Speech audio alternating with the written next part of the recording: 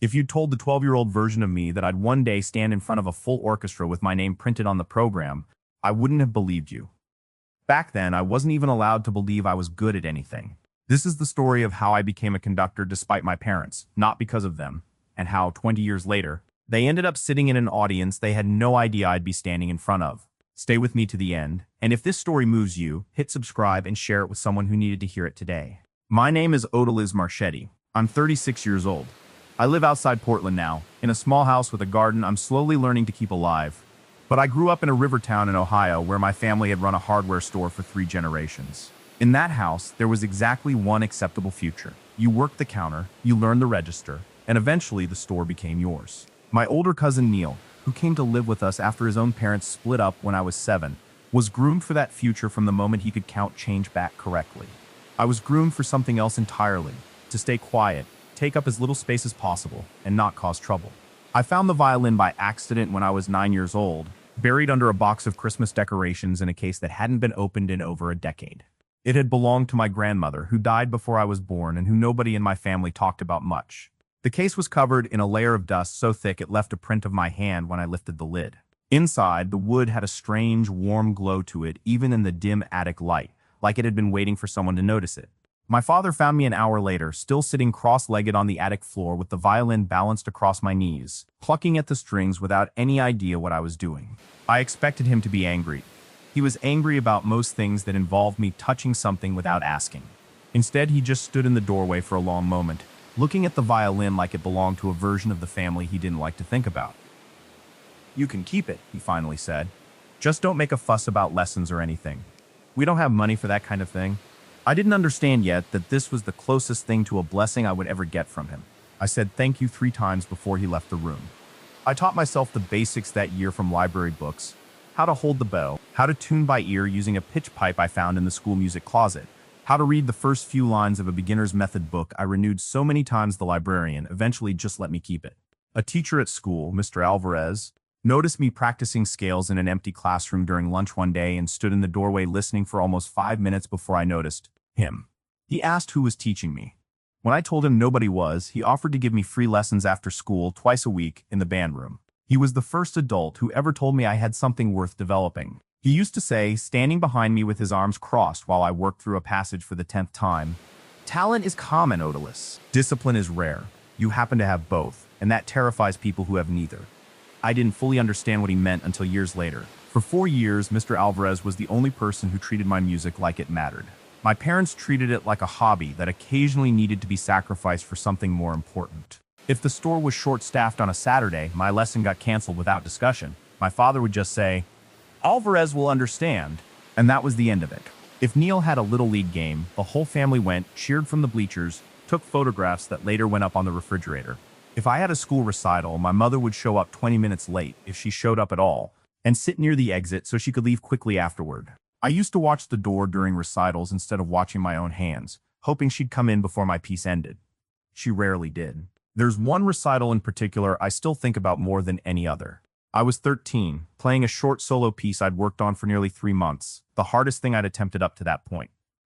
Mr. Alvarez had arranged for me to open the evening, a small honor for a student that young. I stood backstage in the wings of the school auditorium, watching the door at the back of the room every few seconds, counting the empty seats in the 3rd row where my parents were supposed to be. They never came. Neil did, dragged along by my mother's sister on a night my aunt happened to be babysitting him, and he clapped louder than anyone in the room, which somehow made the absence of my actual parents feel even larger. I played the piece anyway. I didn't miss a note. Nobody in my house asked me how it went. When I was 16, Mr. Alvarez recorded me playing through a demanding solo piece on an old cassette recorder he brought from home, and submitted the tape to a summer program at a youth conservatory 2 states away, the kind of program that actually got serious teenage musicians, noticed by real regional orchestras, sometimes even university scouts. Getting accepted into the program itself wasn't guaranteed. Getting invited to audition in person, which was the first hurdle, was already rare enough that Mr. Alvarez treated it like a genuine possibility rather than a long shot. The invitation letter arrived in March. I know the exact month because Mr. Alvarez called the program office himself to confirm it had been mailed, and wrote the date down in the little spiral notebook he used to track my progress. Weeks passed. Then a month. I checked the mailbox every day after school, telling myself I was being ridiculous, that of course I hadn't made the cut, that people like me didn't get invited to things like that. Eventually, I stopped checking. I told Mr. Alvarez I must not have made it. He looked confused, genuinely confused, the kind of look that should have told me something was wrong. But he didn't push it, and I didn't ask him to. I didn't learn the truth until I was 22 years old at my cousin Neil's wedding. 3 drinks into a rare moment of loose-lipped honesty from my father. We were standing near the dessert table and he was telling some story about the store, and almost as an aside, he mentioned that music camp thing you were all worked up about back in high school. I told him I didn't remember being that worked up about it. He shrugged and said, "I figured it'd just get your hopes up over nothing. Musicians don't have real jobs, Odalys. I was doing you a favor, taking care of it before it became a whole thing." I asked him what he meant by taking care of it. He explained, casually, like he was describing a decision about which brand of nails to stock, that a letter had come from me that spring, that he'd opened it because it looked official, read enough to see what it was, and thrown it in the trash before I got home from school.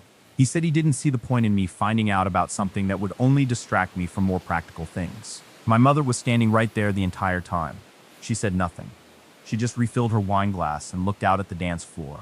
I left that wedding early. I didn't speak to either of them again for almost 6 years. I moved to Chicago at 23 with $400 in cash, a duffel bag of clothes, and a second-hand viola I'd traded my grandmother's violin for, a decision that made practical sense at the time, since violists were in shorter supply at city auditions, but one that still catches in my chest when I think about it too long. I had one address in my pocket, my mother's estranged sister, my Aunt Corinne, a woman my parents had cut off almost a decade earlier for being difficult, which I would later learn actually meant she'd refused to go along with my father's version of how a family was supposed to behave. Corinne opened her door without a single question about why I'd shown up with a duffel bag and an instrument case at 11 at night. She worked overnight shifts as a nurse and slept during the day, so for the first few months I basically lived on her couch in shifts around her schedule, learning to practice quietly with a mute clamped onto the strings while she slept. She left notes on the fridge in handwriting that looked eerily like my mother's, which used to unsettle me. "Practice loud tonight. The downstairs neighbors are worse than you." She was the first adult in my family who ever asked me what I wanted out loud and then actually waited long enough to hear the answer. I auditioned for 11 ensembles that first year in the city. I got into exactly one, the second viola section of a mid-tier regional orchestra that paid so little per rehearsal that I kept a second job at a 24-hour laundromat, folding strangers' clothes until 1 in the morning some nights, then getting up for an 8 a.m. rehearsal call. I failed the audition I'd actually moved to Chicago for, a prestigious conservatory-adjacent training program that took only 6 string players a year.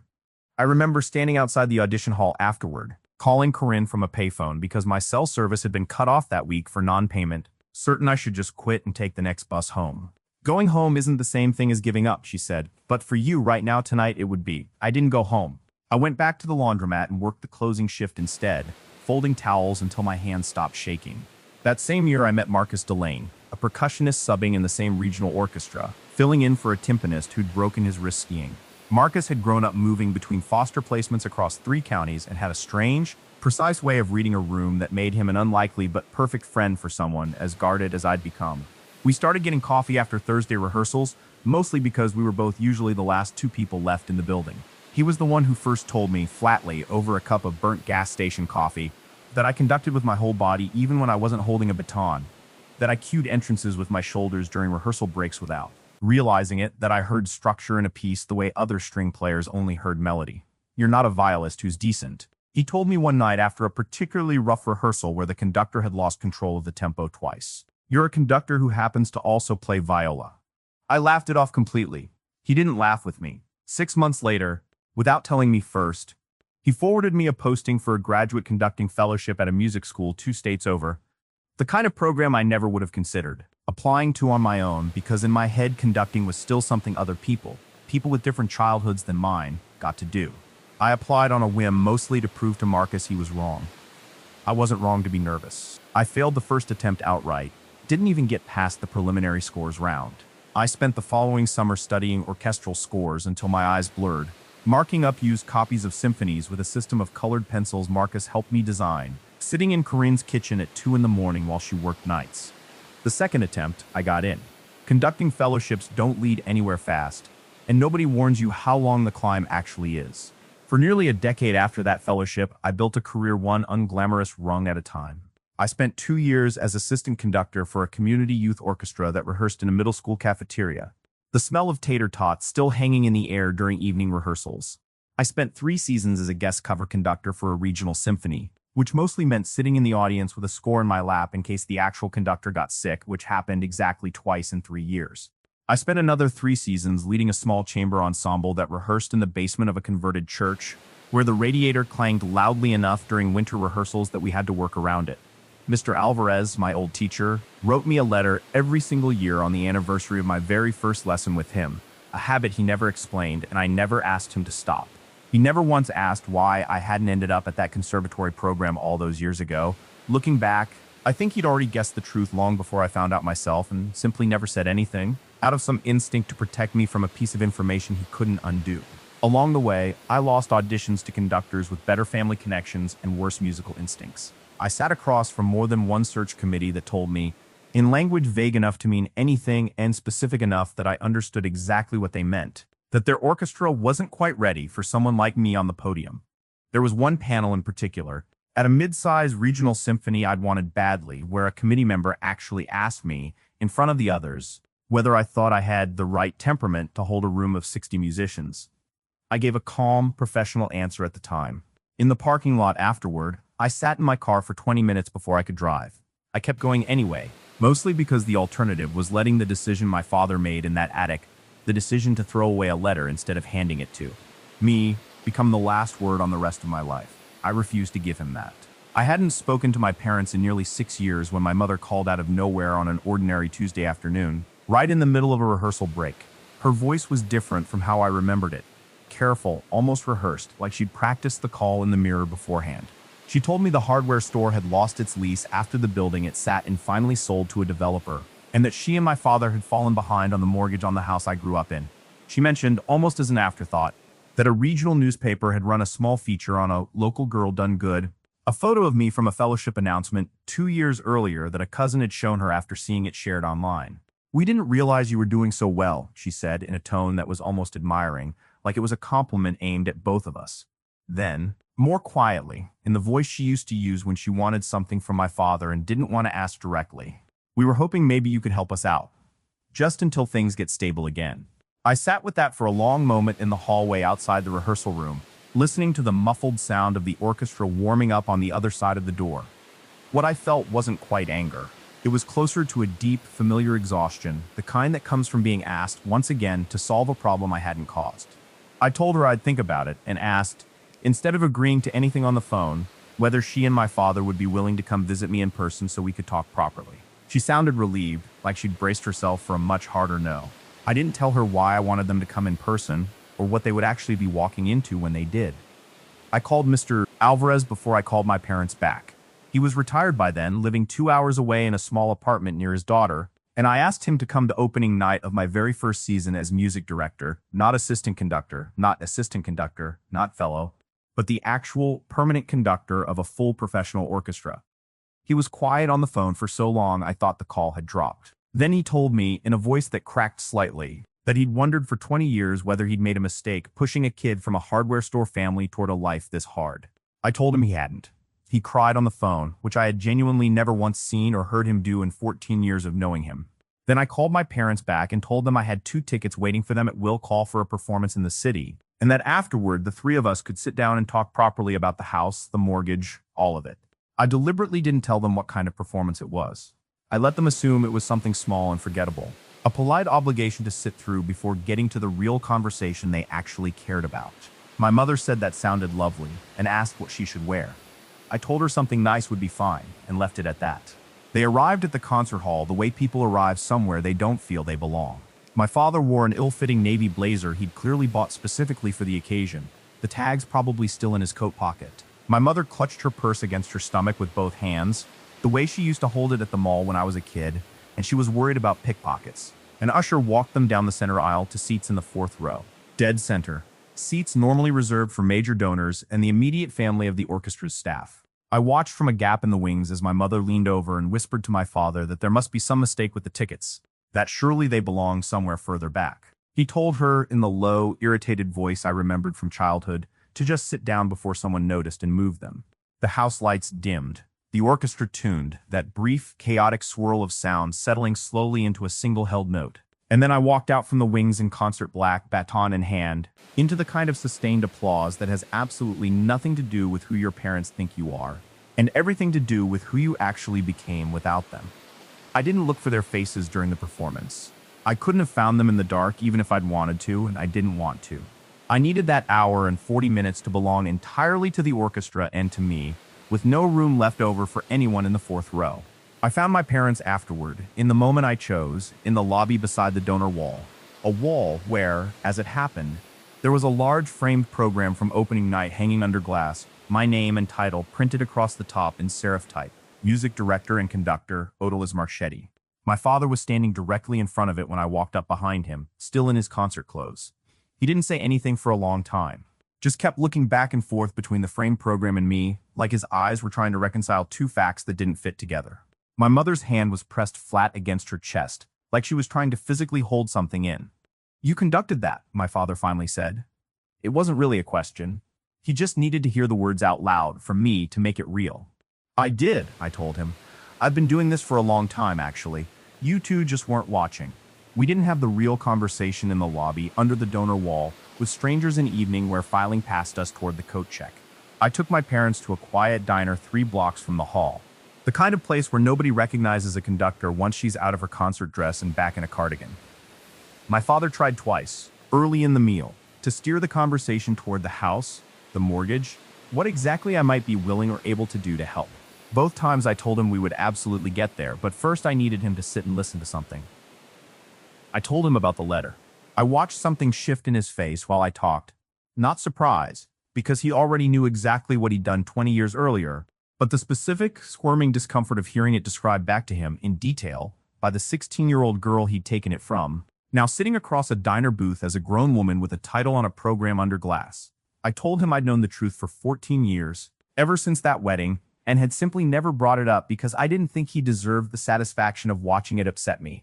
I turned to my mother and told her I remembered every single recital she'd shown up late to, sliding into a seat near the exit doors. And everyone she hadn't shown up to at all when I used to watch the classroom door instead of my own bow hand, hoping. I told them both about Aunt Corinne, the sister they'd cut off, the woman who fed me and housed me and believed in a plan I hadn't even fully believed in myself, while they sat 2 states away, quietly assuming I'd fail on my own and eventually come home chastened. My mother said very quietly, staring at her coffee cup, that they'd only ever wanted a stable life for me, that they didn't know how else to want that for a child. I told her that stability and smallness aren't the same thing, and that in 20 years, neither of them had once asked me what I actually wanted before deciding, on my behalf, what was supposedly best for me. My father, to his credit, didn't argue the point.